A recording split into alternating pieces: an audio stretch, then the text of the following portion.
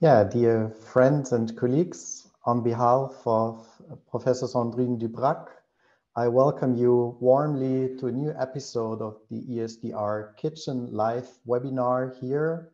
My name is Kilian Eyerich. Today we have an episode of the freshly baked version of the ESDR Kitchen, and we selected two very good, outstanding manuscripts published in high impact journals very recently. And we are lucky enough to have two very young and good colleagues that will present these two manuscripts now within 10 minutes each. And we're very happy to discuss these papers then afterwards together with you. So please use the chat function or the Q&A function to ask questions during the presentations. We will have both presentations directly after each other and then a common discussion. I would like to mention that today's episode is sponsored by Bristol Myers Squibb, but then do not take too much time away from the two presenters because they are, of course, the main thing here today at this live episode. And we would like to start with a paper published very recently in the manuscript in the journal Nature Communications with the first author, Alexander Schaebitz. He is a very young medical scientist, physician scientist who studied in Munich and then was brave enough during his studies to go to the Karolinska Institute and spent more than a year there actually on a novel technique, spatial transcriptomics, that he will report you very briefly. I hope it was a good experience for you, Alex, and we are really looking forward to getting some insights into spatial transcriptomics and your publication. Please just go ahead. Yeah, thank you, Kilian, for the kind introduction. I just go ahead. Can you all see my screen right now? Should be working, right? Okay. So yeah, thank you again for the kind introduction. My name is Alex Schaebitz, and today I'll be talking about our latest publication, which is about skin inflammation in spatial resolution. Inflammatory skin diseases such as lichen planus, atopic dermatitis, and psoriasis, with their clinical appearances that we all know, are based on complex interactions of predisposing genetic background, but also environmental triggers. And this ultimately results in altered immune responses with T cells and their secreted cytokines playing a pivotal role. And in fact, most non-communicable inflammatory skin diseases can be categorized according to those adaptive immune pathways. And also through the knowledge we gained in the recent years about those adaptive immune pathways, we were able to develop highly effective target therapeutics against key drivers of pathogenesis like IL-13 and IL-17A. And in fact, we were able to develop quite a lot of target therapeutics. And while many patients benefit from this recent development, still treatment oftentimes remains challenging since the therapeutic response trajectory is highly variable and therefore is very hard to predict. And above all, of course, curative approaches are also still lacking since we're not targeting antigen specificity. So therefore, we need more granular information to address these problems. And spatial transcriptomics is a new way to perform full transcriptome analysis in a physiologically preserved structure. I personally really like this Lego brick metaphor. I think it's displaying the idea of the method in a very beautiful manner. While in bulk RNA sequencing, the sample is dissolved, and in single cell RNA sequencing, the sample is digested and then brought into a single cell suspension. Spatial transcriptomics, or ST, keeps the original architecture of the sample. And everything is achieved through these specifically designed objective slides with their distinct capturing areas where the tissue has been placed upon. And then you'll be performing HE staining and also the whole gene extraction directly on the slides. And you'll be ending up with a final resolution of 55 micrometers in one of the so-called spots that you can see here. And through the spatial barcoding that is implemented into each and every anchor point of the spots, you can then later on calculate where the genetic information is coming from spatially. And this is, of course, interesting because it allows you to investigate the spots of interest, but also simultaneously investigate their direct surrounding. And we, in our study, we investigate our representatives that I already showed to you, so namely lichen planus, atopic dermatitis, and psoriasis. We took both lesional and non-lesional samples, adding up to 90 samples in total. And then we performed ST, and we measured gene expression in a total of 60,000 transcriptomes, or 60,000 spots across the whole data set. And at the time where we started with this project, there was no standardized and established bioinformatic method for this big scale and multi-sample analysis. So already at this point, I really have to mention the fantastic work of our bioinformatic friends at the Helmholtz Institute for Computational Biology did at implementing all our ideas and requests into the analysis pipeline. So we took the ST data, we generated the genetic information and transformed it into a data matrix. And then we also manually annotated each and every sample for general histomorphology, and further annotated for anatomical structures like sebaceous glands, hair follicles, sweat glands, or muscles. And also we divided or subdivided the epidermis and dermis into different layers so that we can actually talk about tissue depth later on when we talk about the analysis. And then we integrated all this information, the annotation and the genetics into our analysis pipeline and started the analysis. And at first we were interested in our disease drivers. And interestingly, we could only detect very few spots that were actually positive for major effector cytokines. So for interferon gamma in lichen planus, for IL-13 in AD, and IL-17A in psoriasis. And moreover, inside those few positive spots, we could only detect very few copies of the actual transcripts, as it is indicated with the icons here. And for non-lesional skin, this is sort of to be expected. But for lesional skin, we expected much higher amount of positive spots and copies of the transcripts, given the abundance of immune cells infiltrating the skin. And we could really see the infiltration happening in our samples. And this was interesting. And however, these low frequencies, the positive spots showed a distinct spatial enrichment. So interferon gamma and IL-13 were significantly enriched around the epidermal-dermal junction, and IL-17A was predominantly expressed in the epidermis. And albeit being so few transcripts, they still displayed the disease specificity according to the immune categorization that we did earlier. So lichen planus was still dominated by interferon gamma. Atopic dermatitis was also dominated by IL-13 and psoriasis by IL-17A. We verified this finding with various different methods, such as in situ hybridization, single-cell sequencing, and bulk RNA sequencing. And ultimately, all those different methods pointed towards similar low amounts of disease-driving transcripts. To phenotype these cytokine-positive spots, we took the whole data set. We filtered for leukocyte spots and performed different gene expression analysis of spots containing leukocytes producing this cytokine compared to leukocyte spots without this cytokine expression. And generally, of course, a spot being 55 micrometers, it would contain genes directly coming from the leukocyte that is producing the cytokine, and those genes induced by the cytokine coming from cells in close proximity to the leukocyte. So for IL-17A, for example, we could identify genes associated with leukocytes producing IL-17A, like IL-17F, IL-22, IL-26, and simultaneously we could also identify genes being induced by IL-17A in the skin, like IL-19, NOS2, S100A proteins, or defensins. And this strength of ST really in locating immune cell-derived genes together with their corresponding surrounding was also illustrated by our pathway enrichment analysis, showing both signatures for inflammation-driven cell signaling, but also the tissue reaction to inflammation. And now being able to characterize these few cytokine-positive spots, we wanted to investigate their impact on the inflamed tissue. And to verify a response signature for each cytokine, we took primary human keratinocytes and stimulated them in vitro with our cytokines of interest. And then we performed gene array analysis and gained, again, different gene expression lists of the genes for each cytokine. And then we compared these DEG lists with the spatial derived DEG lists and delivered a specific response signature for each and every cytokine. And then in a first approach, we simply plotted the correlation of cytokine and or cytokine transcripts and their responder genes, and could already see that there might be a correlation, but it was not as good and clear.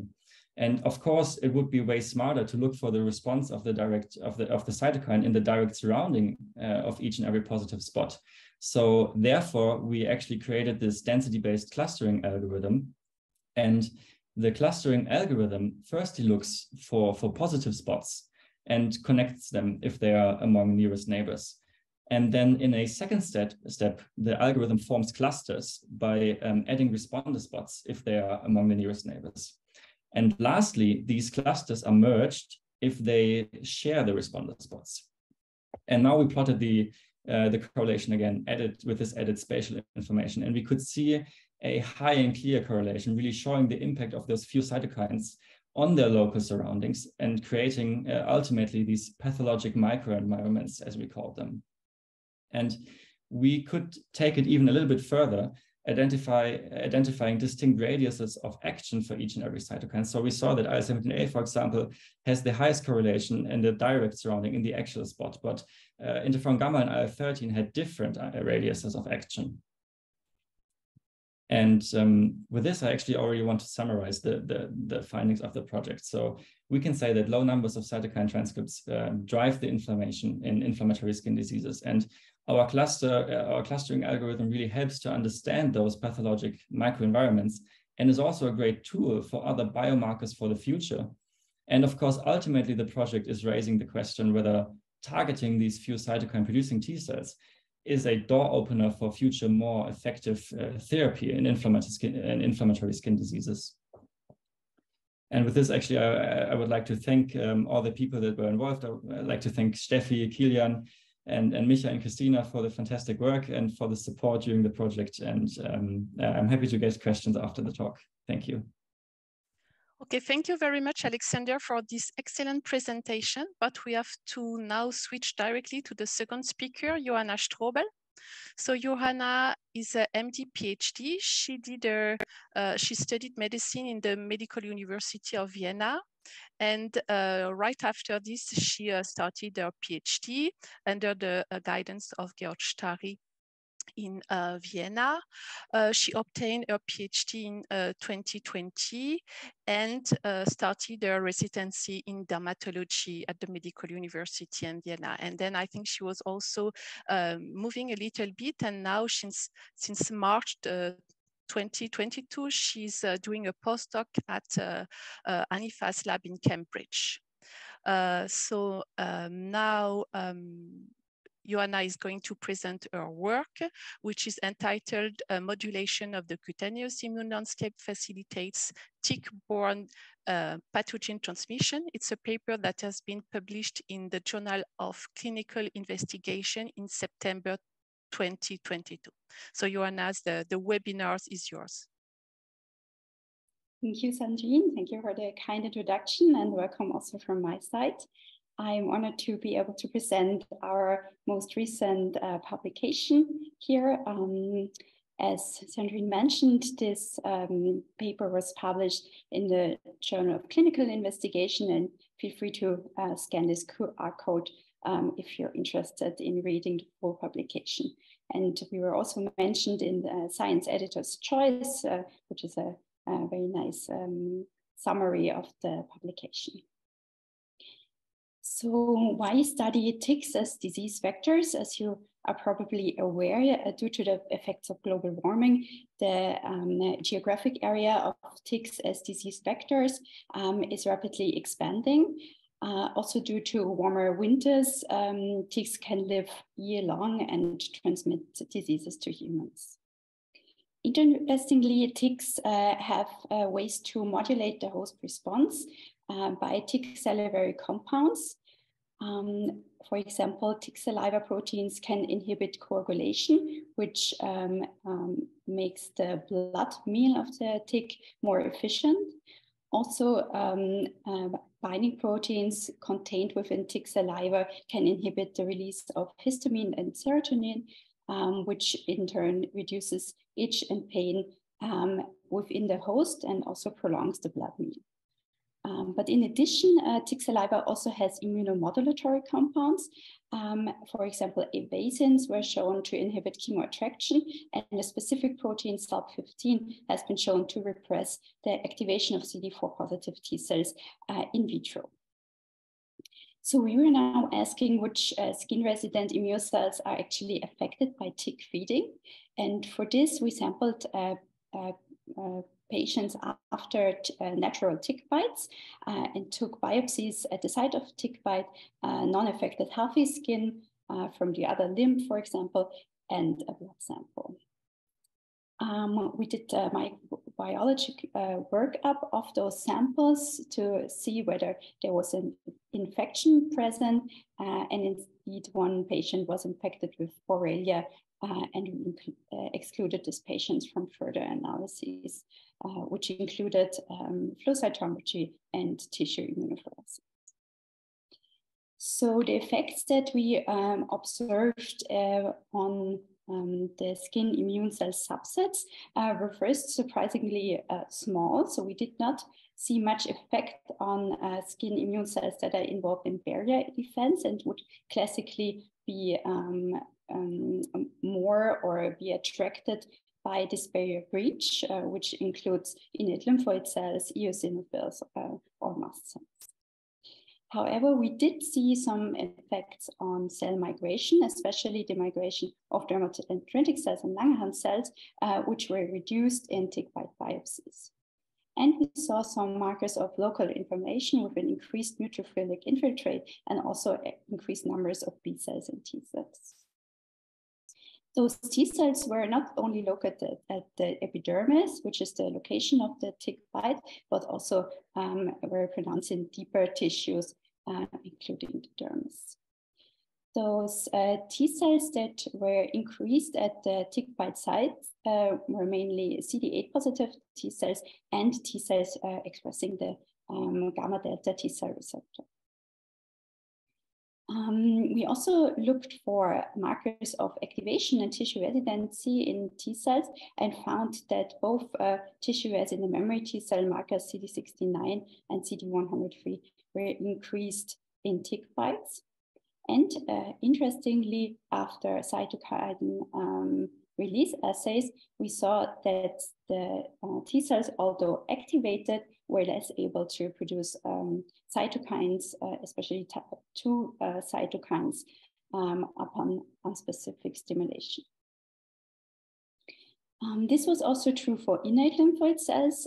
Here we saw a decrease in type 3 innate lymphoid cells, as well as a decreased ability to produce type 1, 2, and 17 cytokines in tick bite lesions. We were surprised to also see some effects on peripheral blood leukocyte populations with a small decrease in relative T cell numbers, as well as natural killer cell numbers, and again, this decrease in type 3 innate lymphoid cells. We next wondered whether we can experimentally replicate a tick bite, and for this we developed an ex vivo tick bite model where we extracted tick salivary glands, which are located at the bottom of the tick, and homogenized them, and then subepidermally injected them to human skin explants. And indeed, when we analyze those experimental tick bites, they have the same immunophenotype as natural tick bites. So we see the same decrease in Langerhans cells and dermatodendritic cells, as well as an increase in T cells and tissue resident memory T cell markers. So what is now the consequence of this tick bite induced immunosuppression? You're probably well aware that many ticks, especially in Middle Europe, are infected with the pathogen Borrelia burgdorferi, which is transmitted during the blood meal of the tick and then cause most commonly this characteristic skin rash called erythema migrans. So we adapted our ex vivo tick bite model to, instead of tick saliva, inject spirochetes and incubate them for different amounts of time. And indeed, we saw some replication of the spirochetes within our skin explants, and this was most pronounced 24 hours after injection, arguing for a successful artificial infection of those samples. We also found that the spirochetes tended to interact with specific immune cell subsets, and this was also specific to the strain of Borrelia that we injected. For example, Borrelia burgdorferi strains interacted preferably with macrophages, whereas Borrelia afzelii spirochetes primarily interacted with dermal dendritic cells. So finally, we combined our two models to co-incubate Borrelia spirochetes together with tick salivary gland extracts, as they also would in the tick gut before a tick bites its host, and then injected this mixture of tick saliva and spirochetes into skin explants. And indeed, when we added tick salivary gland extracts, we saw an increase in Borrelia spirochete number within the skin sample. And this was mainly due to a decreased numbers of different immune cell subsets, including neutrophils and T cells. So to summarize, I hope I could show you today that ticks mediate a very specific immunomodulation that is different from a normal barrier breach with infiltration of B cells, T cells, and neutrophils, but an emigration of different dendritic cell subsets, and most importantly, a decreased ability of lymphocytes to produce cytokines. And all of this, we believe, then results in a facilitated transmission of tick-borne pathogens, including Borrelia species. And with this, I'm at the end of my talk. I would like to acknowledge everyone involved in the study, especially our supervisor, Georg Stari, and our collaborators at the Institute of Hygiene. And I'm happy to take any questions during the discussion. Thank you, Johanna, for this excellent presentation. And so for people who wants to ask their question, please use the Q&A or the chat. But we already have two questions in the Q&A. So the first one is from Georg Stari. So is actually, it's a question for the first speaker, so for Alexander. And Georg writes, how can you rule out that the low number of transcripts of driver cytokine is a technical artifact? Would deeper sequencing result in more transcripts? Yeah, of course, this is also a question we ask ourselves. I mean, ultimately, you cannot rule it out, but we see the correlation of these low cytokine numbers with their response. And this is an indication that these low cytokine numbers are really there. And this is the only numbers that we see there. And also we had different projects. So we did it in 3 different steps, actually. And all of these projects itself, they all showed the low numbers of cytokine transcripts. So our first data showed the same low numbers of cytokine transcripts as the second and as the third. So we were convinced that it's not a technical issue. And then also in the in situ hybridization, we could verify that we see only very few spots that were actually positive for the transcript. So this is how we try to tackle this problem. Okay, thank you. I hope that Georg was convinced by the answer. So then we have another question from Michel Simon, who is congratulating you for this excellent presentation first. And then for the question is asking, how were the biopsies stored and for how long? Did you use fixed biopsies or cryosections? It's also a question for Alexander. So the samples, with the technology that we used, you need to do it with snap frozen samples that are stored in liquid nitrogen. But 10x Genomics actually just recently, or I think last year, did a new method where you can also use it with FFPE samples. So today you can actually use it with both of these techniques, but we did it with snap frozen samples. Okay, thank you for and because you asked question. about the cryosectioning, you have to do it, of course. The snap frozen samples, you have to cryosect them and then place them upon the tissue slides, which is quite difficult, but manageable in the end.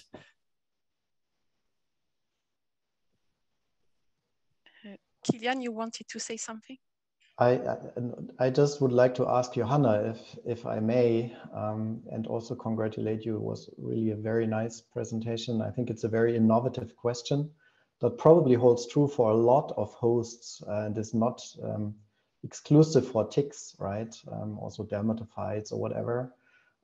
But of course, you would probably be asked this question several times. Do you have any idea about any mediators in the saliva that transfer this immunosuppression? Well, as I mentioned in the beginning, so in the introductory part of my talk, there are several proteins that have been found in vitro to mediate some immunomodulatory effects. But for human skin specifically, it is not very well known, although the tick saliva molecules are quite well characterized already. I have also a question for Johanna. In fact, so when the tick bites the skin, then you have this immunosuppressive reaction. Is it connected with the reaction of the host that you have this immunosuppression? Because I mean, you have this red thing, you might think that there is an inflammation, but in fact you show that you have an immunosuppression, and would be worth to promote inflammation in the host that is not, you know, having a worst deleterious effect at the end after a tick bite. Yes, that's a very good question. Actually, so the tick tries to prolong its feeding period by inhibiting the immune response, including the inhibition of histamine release.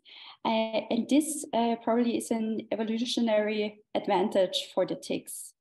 There are now recent studies that try to promote more inflammation at the site of tick bites by giving a so-called tick vaccine, where you immunize the host with proteins that are contained in the tick. So this has been shown for guinea pigs already, where there's then increased inflammation at the tick site, and the tick cannot feed for such a long period of time, and then there is less transmission of pathogens. So this would also be something to hopefully achieve at some point in humans, although it's probably difficult to convince someone to get a vaccine that will cause a lot of inflammation.